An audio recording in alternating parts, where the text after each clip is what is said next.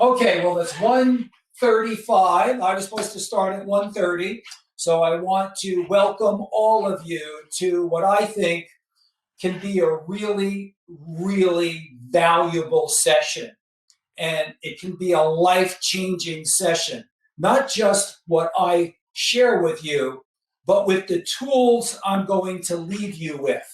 I'm going to make some book recommendations. I'm going to make some strategic plan recommendations, some goal setting book recommendations. So if you take what I share with you today and turbocharge it with this additional material, it's life changing.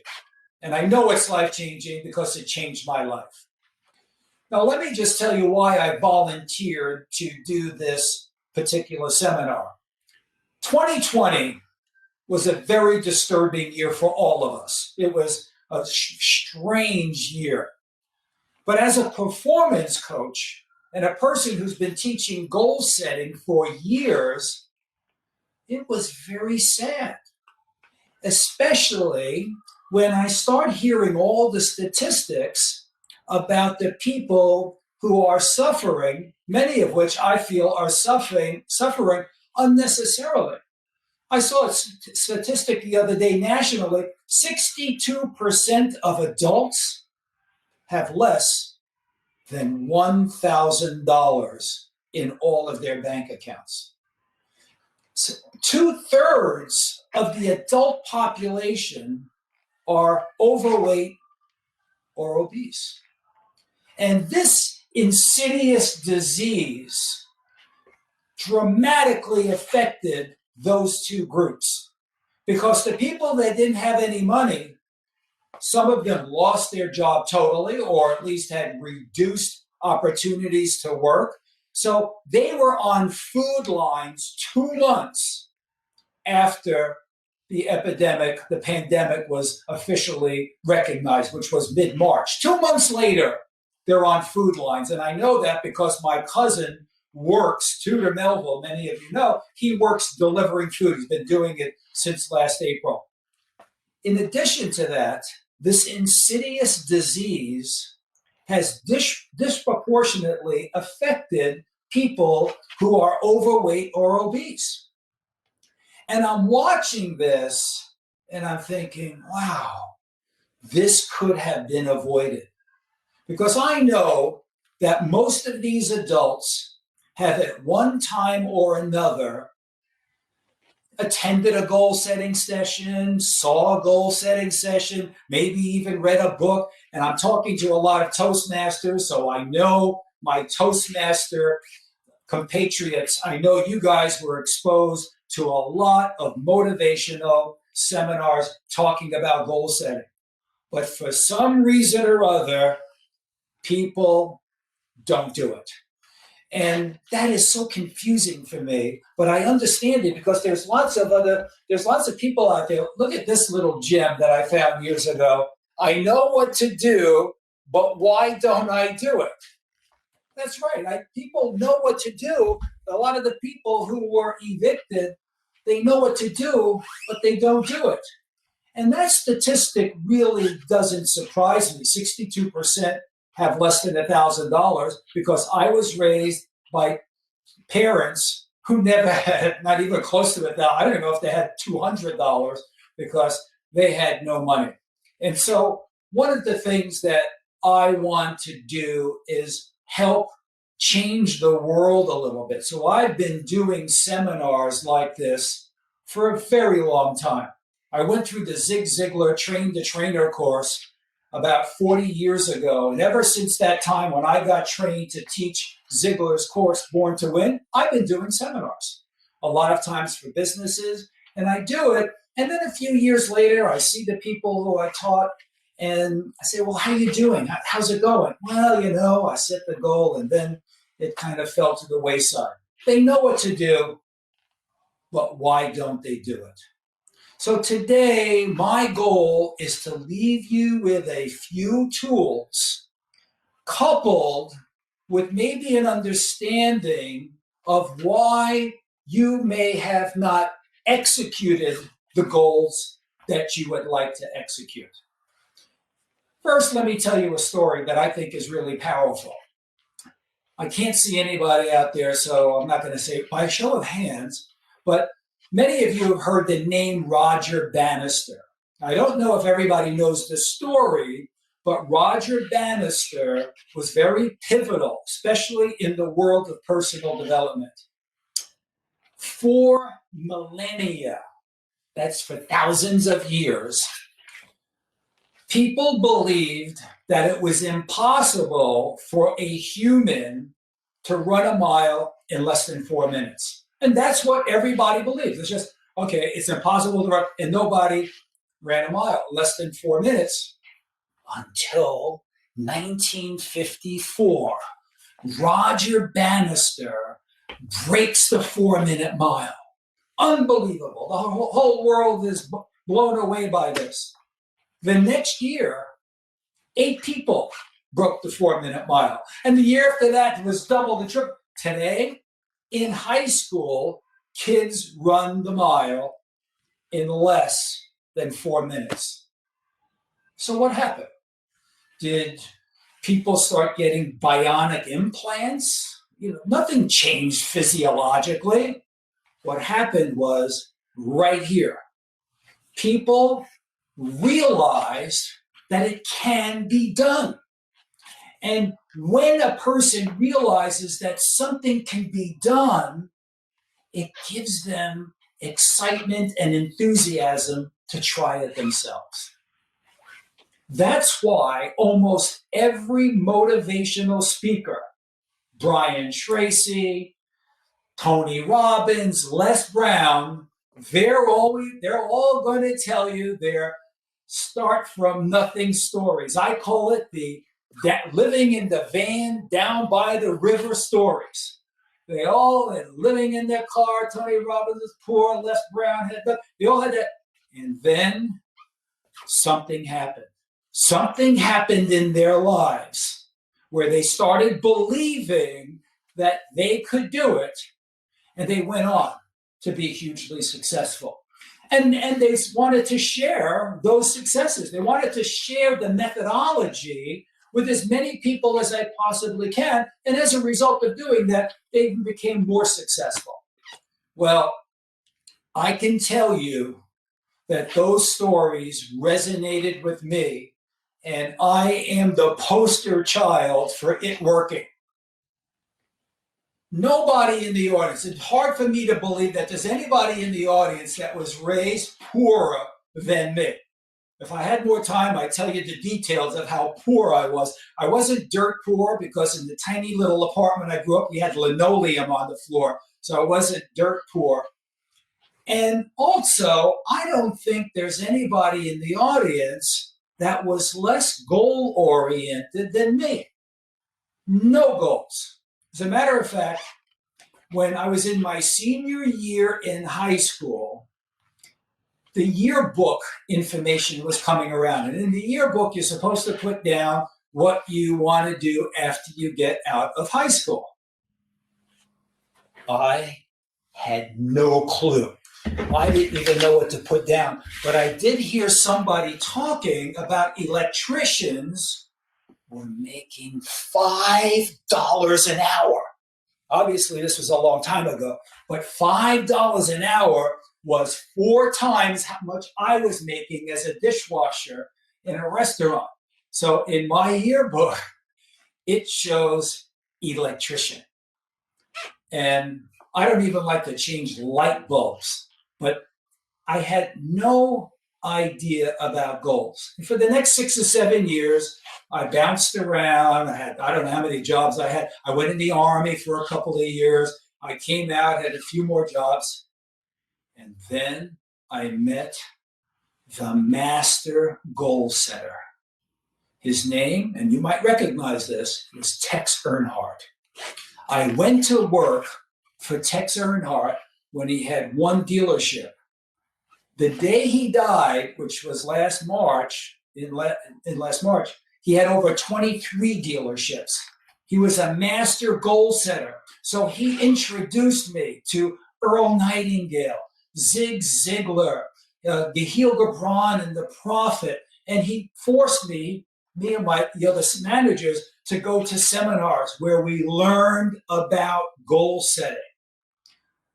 I really didn't understand that the difference between the successful people who I was admiring from afar, had my nose against the window of life, watching all these people really successful, I didn't realize that it's all here. This is where it is. You become what you think about. That was Earl Nightingale's fate. He's the first one that wrote The Secret. A lot of people think Rhonda Byrne was the person that came up with this. Earl Nightingale, you can Google this too. Earl Nightingale, he talked about The Secret 50 years ago. And 50 years ago, he said, it's incredible that in the richest country in the world, people will work for 40 years. And at the end of 40 years, they're broke. And they're dependent on the government for their survival. And nothing's changed. Nothing has changed. Here we are, the most successful country in the world. They'll sell body parts to get into this country. They're coming across the border in the thousands, walking from Honduras all the way here to get part of the American dream. And the people who are here aren't participating. Why is that? And you might be surprised when I tell you, or I'll admit, it's not your fault. It's not your fault.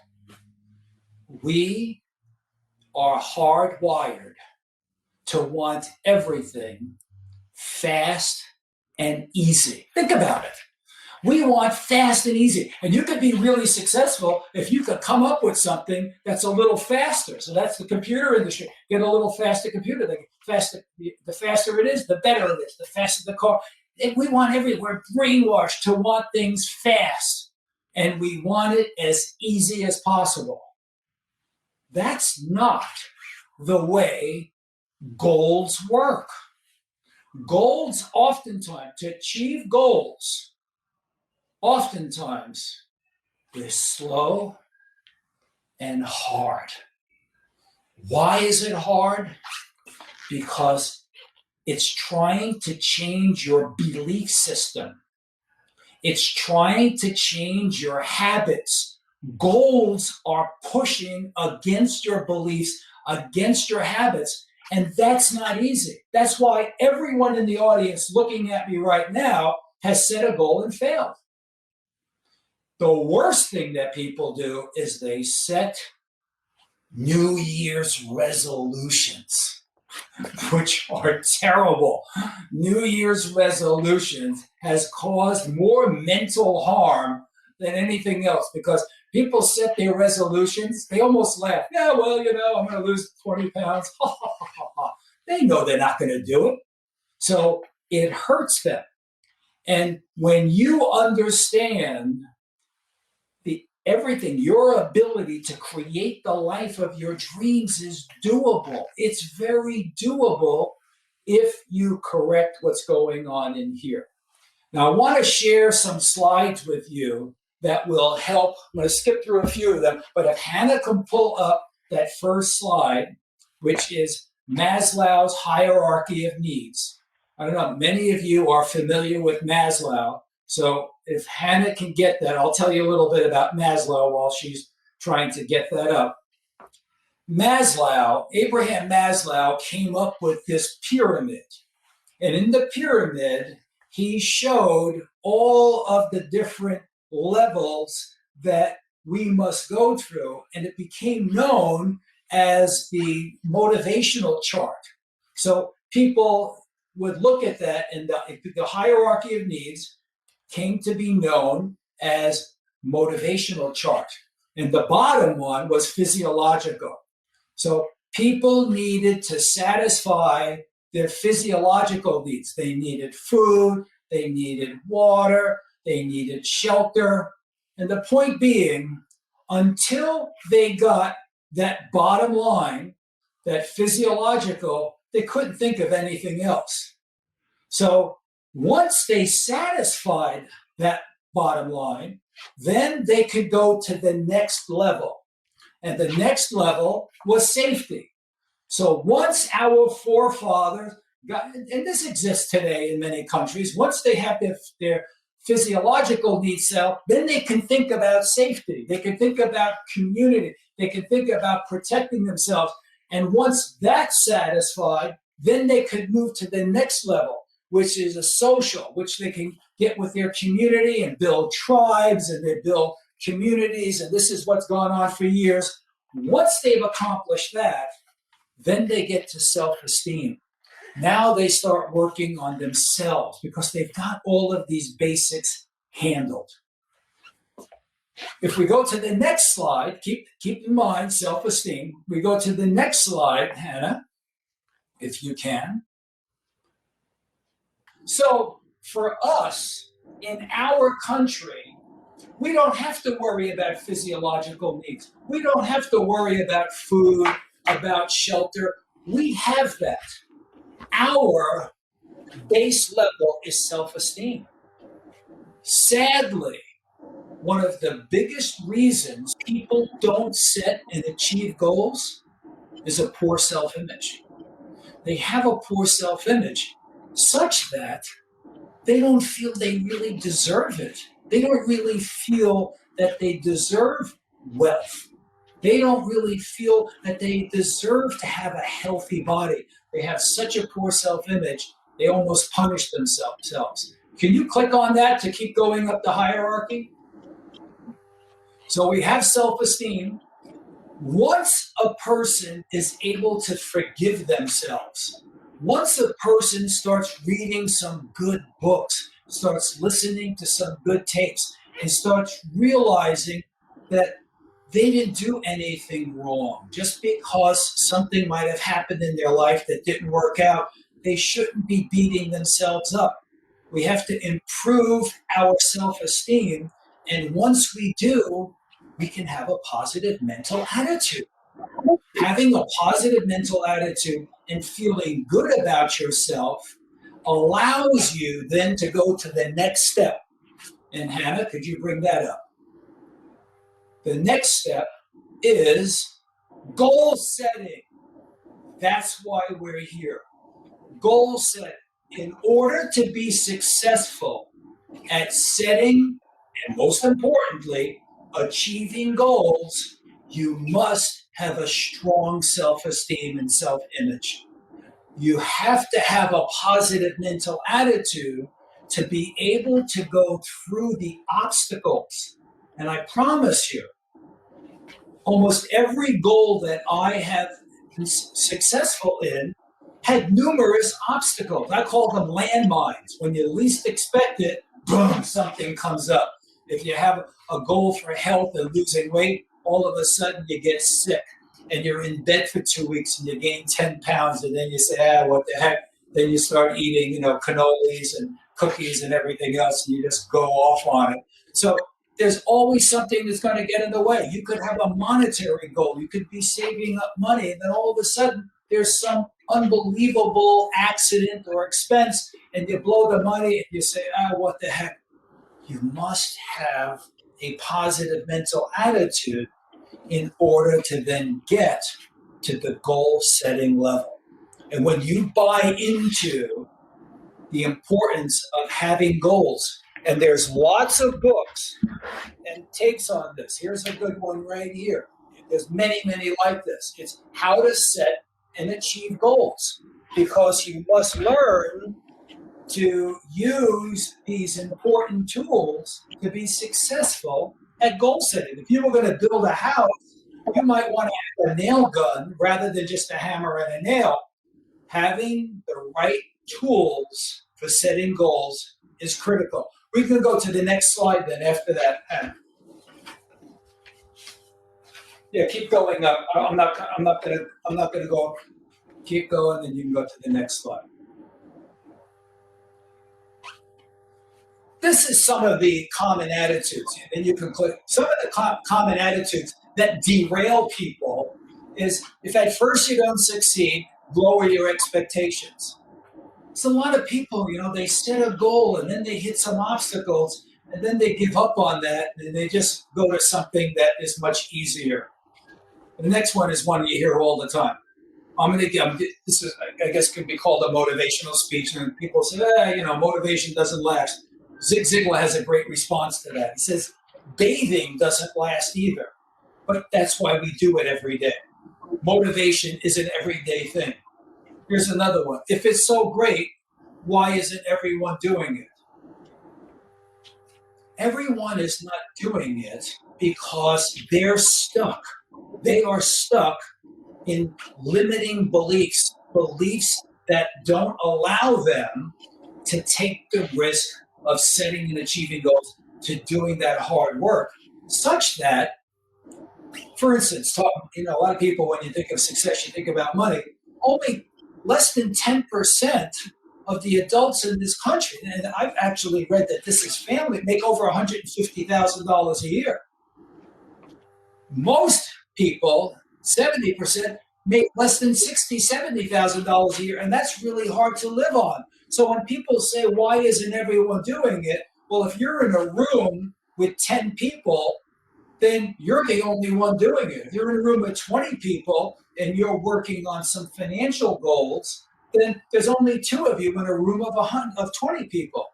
So you can't really look to the general population and wonder why they aren't doing it. You'd be better off finding a coach and a mentor who's been where you want to go. That's who's going to help you to see that. Then the last one is, and I hear this all, I tried it and it didn't work. So when I talk about goal setting, I always love this. And by the way, I hope you guys, here's what I want you to do. If anything I say, and you might say in your head, yeah, but, write that down. Because I love to get difficult questions in the Q&A, like, yeah, Paul, but. Write it down, because those are the things that you're invalidating. That's what keeps people from setting goals, is because they invalidate the goals. Okay, you can go to the next slide. Some of the other reasons that people don't set goals is fear. Fear of what? Ironically, fear of failure. You would think, oh yeah, well that's it, they're afraid, they're fear of it. Amazingly, there's a lot of people that have a fear of success. They are afraid to get this success, sometimes because their reference group might look down on them for it. Because some people have strange belief systems that, rich people are greedy. Well, most philanthropists are rich. They'll have some weird beliefs that will keep them stuck. So they have a fear of success and a fear of failure. We talked about poor self-image, which is a huge reason people don't set goals. And one of the reasons that I'm doing this is the next one, that if Hannah clicks on that, they haven't been sold. Many of you, now you're all the Toastmasters, and I love talking to Toastmaster groups because Toastmasters have made a commitment to personal development, which I think is fabulous. You're my favorite group to talk to. Toastmasters, my favorite group. But many Toastmasters haven't been sold on the importance of goals. And sometimes they'll say, well, I have a goal to do this, and I'm kind of annoying like this. And I'll say, oh, so what's your goal? They'll tell me, I said, now you have that written down? And they'll say, Paul, do you really have to write a goal down? I think about it. And I'm going to tell you the same thing that my dentist told me. I went to the dentist. I got a dentist twice a year for checkups and whatever. And every time I go in there, they say, well, Paul, how's you been flossing all the time? I bought one of these new electric toothbrushes. I thought it'd get me away. And I said, no, Doc, do I really have to floss? And he said, no. He said, just floss the teeth that you want to keep. I thought, aha, this is going to be great for my goal speech, because only write down the goals that you want to keep. If you don't want to keep a goal, then don't write it down, because you're going to forget about it anyway. You're not going to pursue it. Never been sold. You got to write your goals down. And then we come to what I'm going to spend a lot of time on today is they don't know how to set goals. Really, a lot of people think they know how, like New Year's resolutions, they'll say, up, okay, I'm going to lose 20 pounds or I'm going to do this and do that. But that's not really how you set goals. When you want to become a superstar in setting goals, there are very specific tools for doing that. And then you have that next slide for me. Scroll right through this because I'm just going to get to the last one. Keep going. Go. You must know what your limiting beliefs are. And you can stop right. Back up. You must know what your limiting beliefs are. A lot of people just don't realize that their beliefs that they have that's really close to their heart because they've had these beliefs for 30, 40, 50 years, those beliefs stand in the way of you achieving goals. One person in particular that I had talked to a little while back, I coach. My focus is health, wealth, which includes personal finance and career and relationships. I was talking to him about health, and I said, well, all you got to do to get a good start is just give up sugar. And he said, oh, forget it, turn around. And I said, what are you talking about? He said, there's no way in the world I could give up sugar. And I said, well, I don't mean give it up. Just don't eat cake and cookies. And he said, oh, forget it, can't do it. Of course he could do it. It's just a limiting belief. Okay, go to the next one. Thank you, Hannah. Successful people do what unsuccessful people aren't willing to do. This is so true. The people that I see that have some success in their lives, and it could be in a lot of different areas. It could be relationships. It has to do with career. It could be just fun and enjoyment. There's lots of different areas to set goals on. They are not, the unsuccessful people aren't willing to do the sacrifice, the delayed gratification, the hard work necessary to succeed. One of the most successful golfers in the world is Jack Nicklaus. And Jack Nicklaus was at a tournament. He just finished winning a tournament. And somebody came up and said, Jack, you're so lucky to win all of these majors. And he said, yeah, the harder I work, the luckier I get. And that's really true. Successful people are not afraid to delay gratification and work hard. Next slide, please. I'm going to quickly talk about two types of goals. There's give up goals and there's go up goals. So next slide. The give up goals, and this is, you can give up any, like Lent. A lot of people, for Lent, they'll give up, eating candy, or I know some people gave up drinking wine, then they quickly decided to do something else. But with a give up goal, you make a decision to change and then tell everybody. For instance, you decide, okay, I want to lose 10 or 15 pounds. I'm going to stop eating cake and cookies and drinking, sugary drinks. Tell everyone. You get to work, say, hey, I've given up. I'm not going to have any sugar. I'm not going to do this. And the reason you want to do that is because when they catch you cheating, they will rub your nose in it a little bit. They'll call you on it, and that's what you want. You want to be helped to stay on track, because no matter what goal you set, you're going to be pulled in the direction of it's a distraction. Whatever goal you set, it's not going to be easy. And most of the time, it's not going to be fast. So by telling people, you're actually soliciting their help in getting it. That goes for the next slide as well. The next item is get help. Self-help organizations. I love coaches. And you don't have to pay for a coach. You can get a friend that is coaching you, and you coach a friend. And one of the best programs I've recently been introduced to is a program called Optavia. It helps people stay on their diets and stay on their food plan. We don't use the word diet. That's a 4-letter word. Stay on a food plan. and they provide coaching to help people do it. And then try substitutions. And this works for a lot of different things. A lot of people are trying to save money. Well, if you want to go out to the movies and have dinner, you're talking these days, that's $100. Go on, just a couple. If you go out with 4 people, like 2 kids, you're going to spend over $100. So you have to come up with some substitutions. I see people now, they're putting up screens in their backyards and putting out lawn chairs and projecting like they're at the movies. What a great idea. So you try some substitutions. And here's what the big one is. This is where it goes in the brain, is visualizing yourself free of that destructive habit. And that goes back to Rhonda Byrne's The Secret. If you guys have not seen the movie The Secret, I recommend watching it or perhaps getting the book. Visualizing yourself free of the habit. Visualizing yourself financially wealthy. Visualizing yourself with a flat tummy and being in good physical condition. Okay, next slide. Go up goals. You decide to change. You only tell people who you know will help you.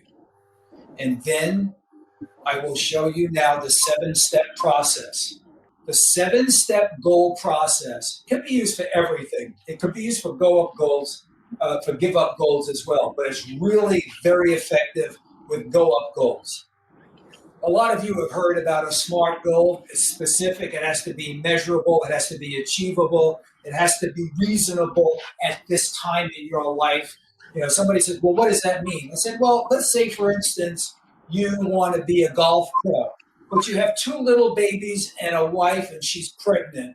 So is it reasonable at this time to set that goal? And there's lots of different, sometimes people set goals. It's the wrong time. They fail and then beat themselves up. And it must have a time frame. You got to complete it within a certain time frame. Now you can negotiate as you progress and you see, okay, I'm running out of time, then set a new time frame. But you must have some way to have a due date. And then the next slide. Okay, this is the 7 steps for achieving your goal. And in the packet, in the handout, I've provided a little goal working sheet that you can use in order to go through the 7 steps. And in the 7 steps are identify the goal. And this is the critical part. It's got to be your goal. If your spouse says, hey, Tom, you should do this, or Joe, you should do that, that's not your goal. That's something somebody else is putting on. Somebody else, well, you need to lose some weight, or you need to do this. No, you need it. It's your goal. You must focus on a goal that you believe in. You clarify what that goal is, and you believe in the goal. And then you must list the benefits that you will derive when you achieve that goal. That's the carrot. That's what you've got to be understanding. And then, of course, whatever that goal may be, let's say it's a financial goal, you might need some additional skills or knowledge in order to do that. I've recommended for people, take an online finance course. Take a course that talks about how to structure your life so that you will have some money when you want to retire. You can get involved with groups and companies and individuals to help you. In Toastmasters, there's lots of financial planners. Most of them don't cost anything. They help you get your goals, and it's almost free. Then, once you've set the goal, now you have a multi-step plan of action. Let's say, for instance, you want to start your own business. Well, one of the things that you might want to do is have the first plan of action is to learn how to go out and get a permit or the licensing. And then you have a next step of finding suppliers, or another step is how to market. You must have a plan of action.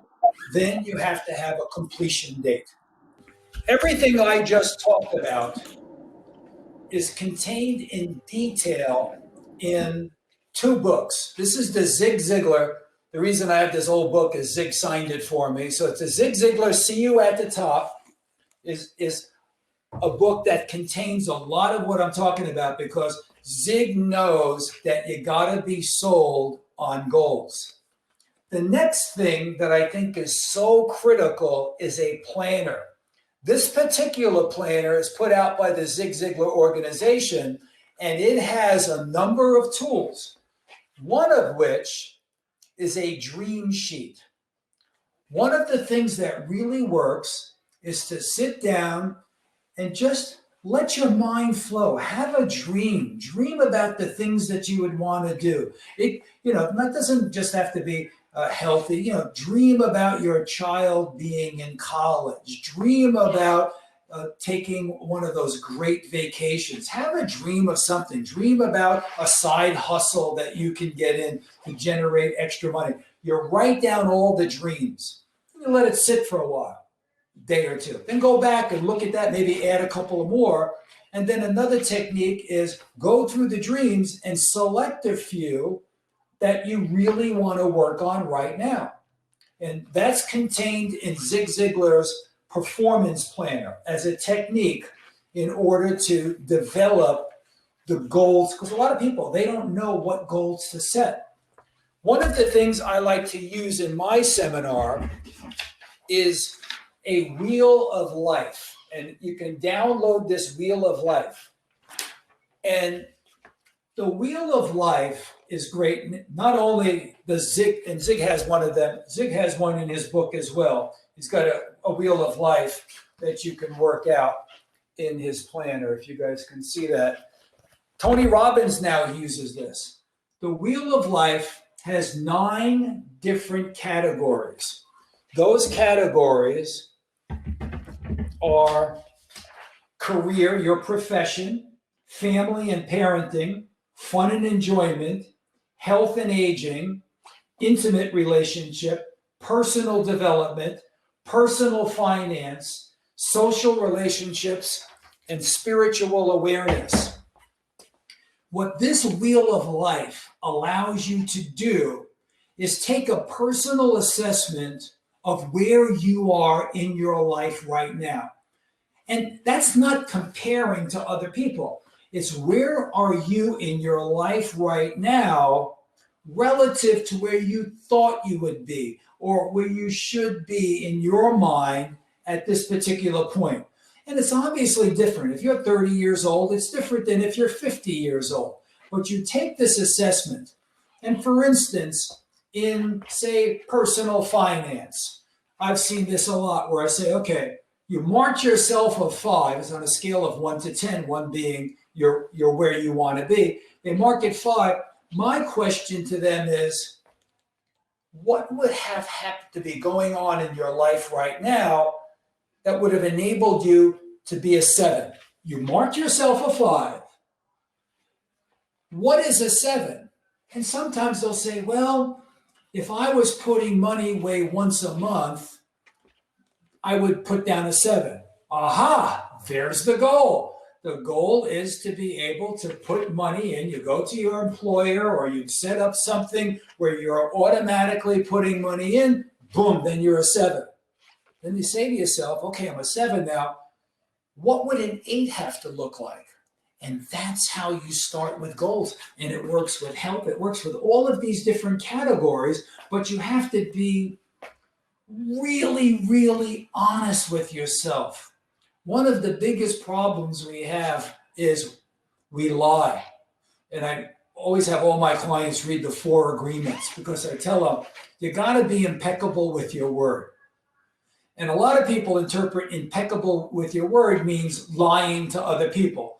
Dave Ramsey calls it, he says gossiping is not being impeccable with your word. Never gossip and don't lie. But people lie to themselves. The biggest lie I hear as a coach is, I don't have time. Oh, and my life is so busy. I don't have time. And I did this at one seminar. I told everybody, okay, I want you to do this, this, this, and this. And then we had the seminar and we were talking about doing it. This guy said, oh, I didn't have time to do it. And I let a little time pass and said, oh, by the way, who saw that Cardinals game on Sunday? Oh, this same person. They have time to watch 4 hours of Cardinal football, but they don't have time to do these things. We lie to ourselves. You all have time to do the things that are really important to you. Get that? If you get that in you, so you never ever say, I don't have time.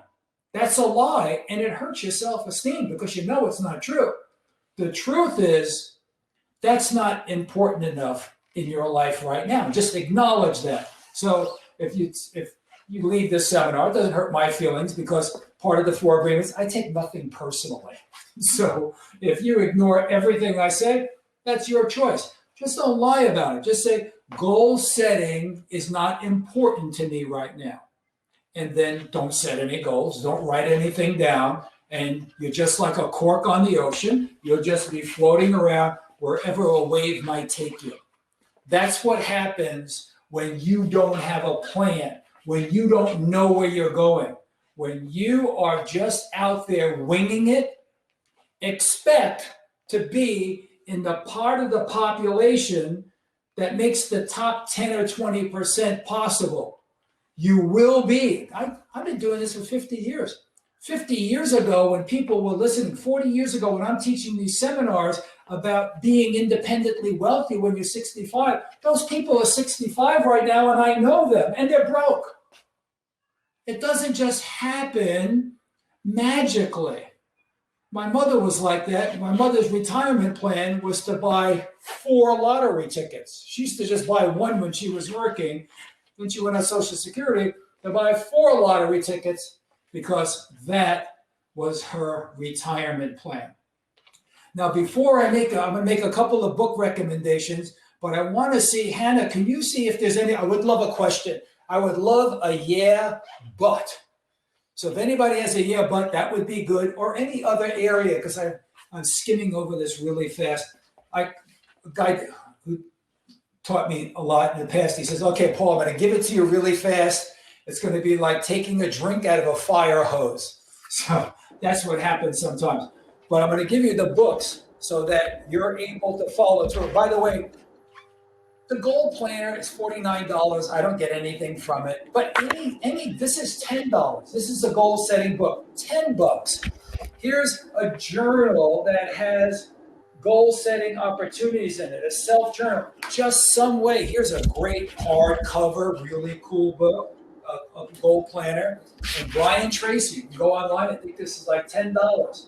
All of these enable you to crystallize your goal, which helps you visualize it. When you're writing the goal down, like I'm going to go to an African photographic safari next year, and you start the plan to do that.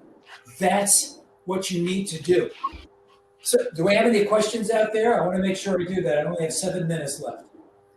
Okay, so this question is from Russell. What about self-image as a goal? Chicken or egg? Okay, I'm not going to answer the chicken or egg thing. You're totally in control of your self-image. I'm going to tell you why. We didn't have any control over our life, Russ.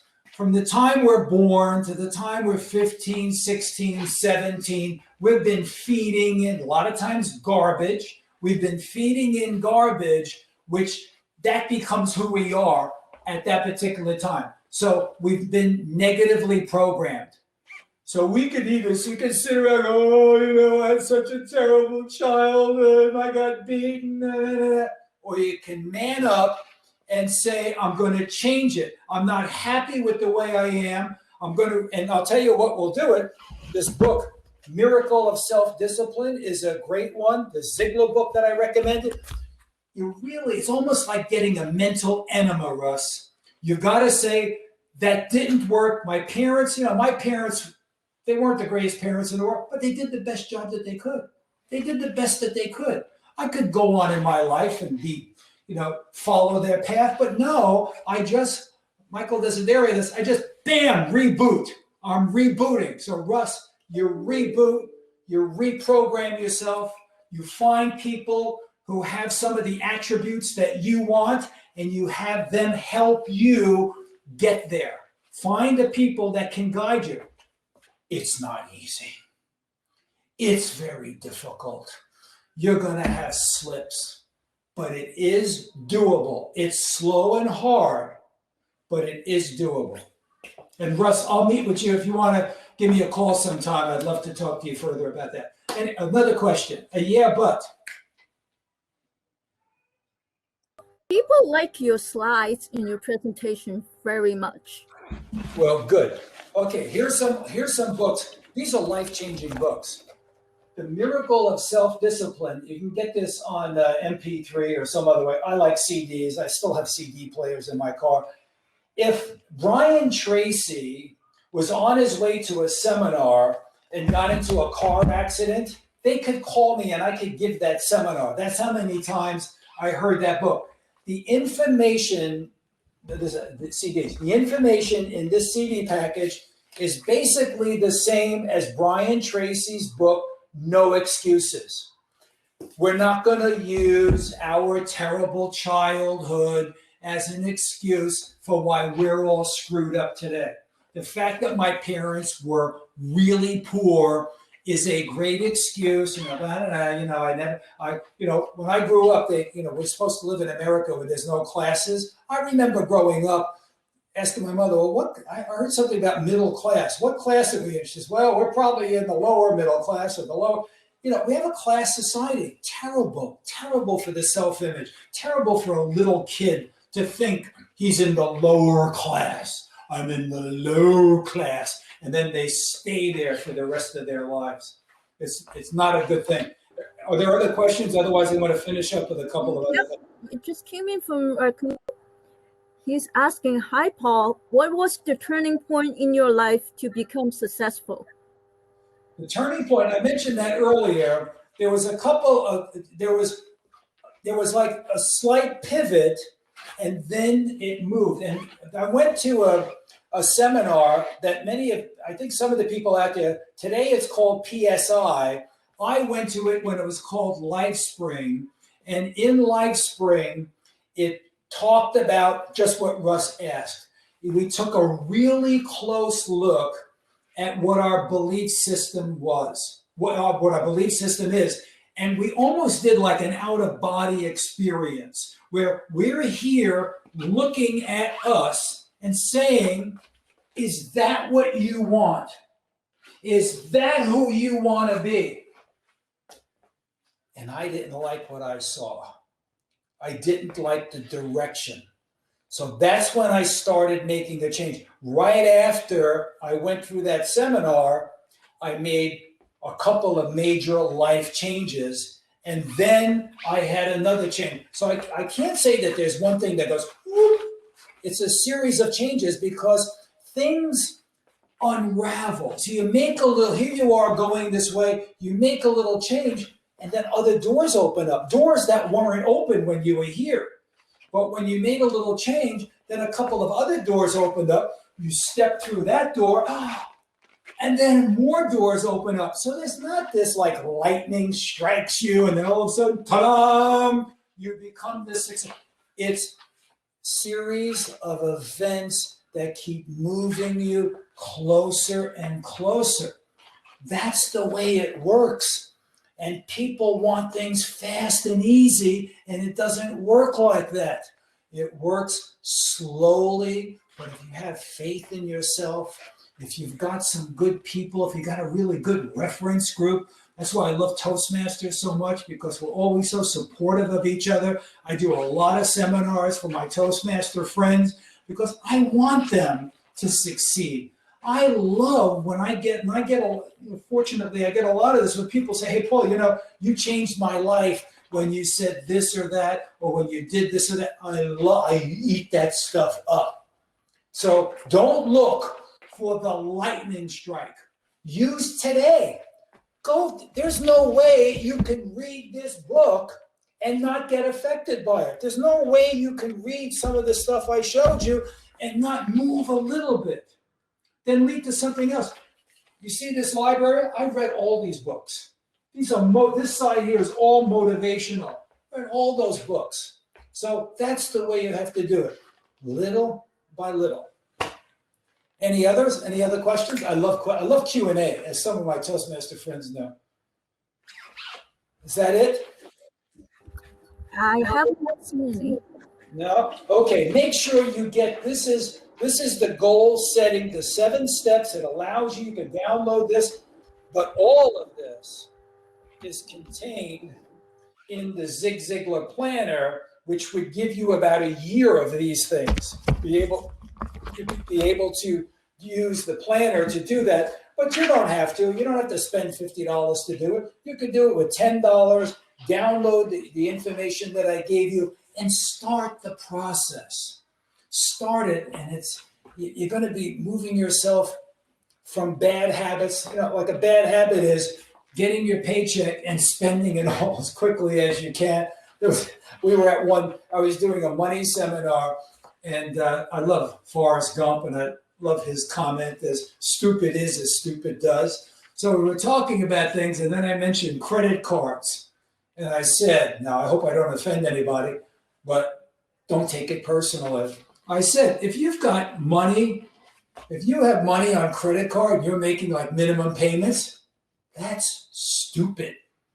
Coming from a finance guy, that's really stupid. Somebody came up to me afterwards and said, Paul, that's a little insulting. I said, no, it isn't. It's just stupid is as stupid does. If you're out buying things, I use credit cards all the time, but I pay everything off every month. I'm not going to pay 14 or 15%.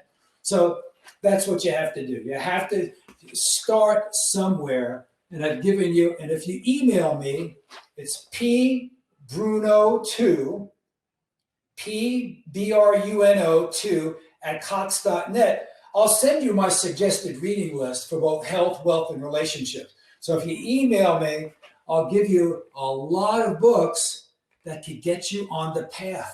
A year from now, your life could look so much different. It might not change dramatically, but this will change dramatically. Okay, I'm out of time here. This was fun. I thought I would be doing this live somewhere, but this past year I've been on Zoom. So any last questions? And if you have a question, you could email me. If you don't want to put your question out there, you can email me. I love answering questions on this particular topic. So, ladies and gentlemen, thank you very much.